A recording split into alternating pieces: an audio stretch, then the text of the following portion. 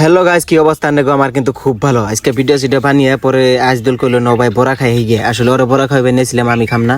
আয় দেই যেটা বড়ার স্পেশাল দোকান, ওই দোকানটাই বন্ধ। পরে আজদুলের তো মাথা নষ্ট, একদম মন চুন বেচারার ভেঙে গেছে গা।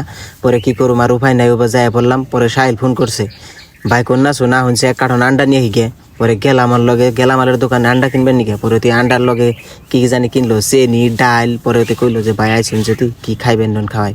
পরে ওরা নিয়ে এলাম সিধা এই দোকানে। দেখুন কি সুন্দর বস্তু, যে বস্তুটা খাইলে জীবনে কোনো ধরনের গ্যাস্ট্রিক হওয়ার চান্স নাই, ভুক সিরিক পারার চান্স নাই, শরীরে কোনো ধরনের তেল ধরার চান্স নাই, জীবনেও বেমার আজার হবো না।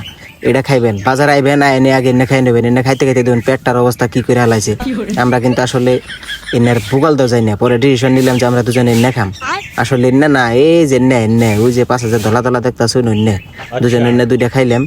খাই নে ডায়েরি গায়ে বললাম জিমে এনে দেখি যে রাখি বললাম আমাকে ছাড়াই জিম মারা স্টার্ট করে দিছে। আজকের জন্য বাই বাই।